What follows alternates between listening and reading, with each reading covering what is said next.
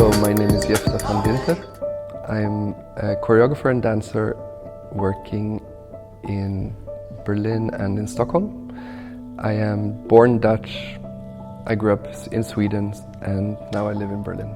When I make work, it is very important for me that there is a process in the performer and that somehow we as an audience are identifying or not identifying, or at least we're busy relating to these persons on stage that actually also are persons and that undergo something. So I bring in very much not only a formal physical approach, but very much an approach of choreography being movement, but movement in a psychological sense or emotional sense or imaginative sense, apart from also being in a physical sense.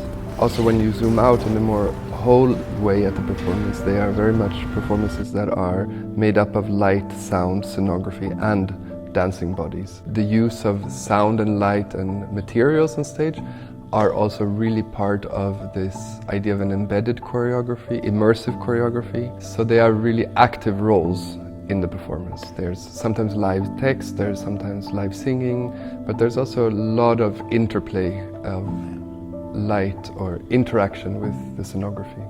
The more we talk, the more real it will become. The image on stage is somehow a kind of skeleton of a house. It's an outline, it's a kind of sketch, a kind of unfinished sketch, like a Dogville-esque situation. This outline of the house somehow resembles a room or a house or a home, or there's an inside and there's an outside, there's a floor, there's no roof, but it's only an outline and it's also unfinished, which means the scenography really lends itself also very much to a projection. Like it is also whatever you want it to be.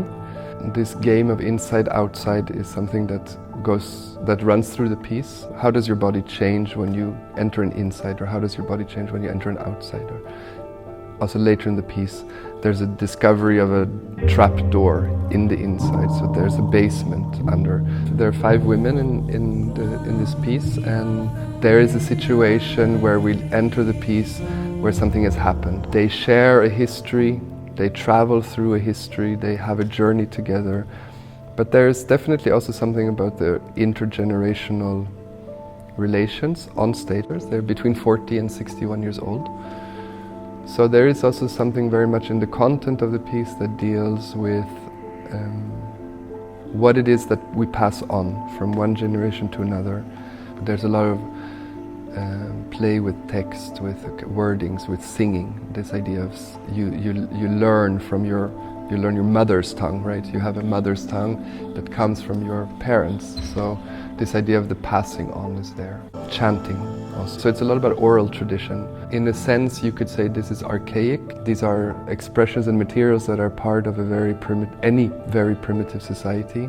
But they're also part of our society now still, even if we don't maybe think of them as such. So the piece somehow goes through a sequence of rituals, perhaps, that on one hand look archaic, primitive, basic, basal, but are also in some sense technological. In some sense they are futuristic. I would even go so far as to say that the piece has something to do with even post-human, let's say a planetary space, a planetary place, and also a kind of projection onto the future in an almost sci-fi way. This process started with a desire to reconnect to people who had been really important in my biography. And in looking back at my biography, searching it,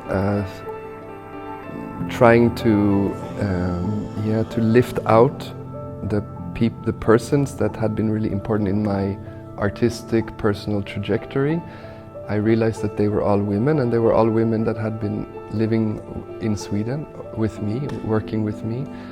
And in the first instance, it was really about reconnecting to those people, because I don't live in Sweden for a long time now. They're key figures, not only for me, but they're also key figures in the landscape of contemporary dance in Sweden. Some of them are still active on stage, some of them are not, except for here. And many of them have also gone on to other jobs in education or research. So 3 of them had been my boss previously. And in a way, this process was also a kind of inversion of of this role, like what role we exist in. Compared to also many other of my pieces, has definitely like a more quiet, a more soft approach. I have very much often worked with a kind of bombarding the audience with impressions, light effects, with high sound volume, etc. And here there is something of a reducedness. There's a reducedness in the bodies, but there's also a reducedness in the use of sound. It's more melodic, it's soft, it is warmer.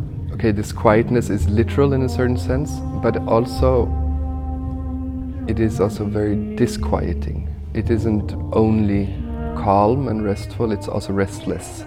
And there's also very much of an internal psychological choreography that is happening, of something very unsettled, something also uncanny, something out of place. So the Quiet will play in Centre Pompidou in Paris on the 16th, 17th and 18th of January 2020. So that's the next chance to see it in France.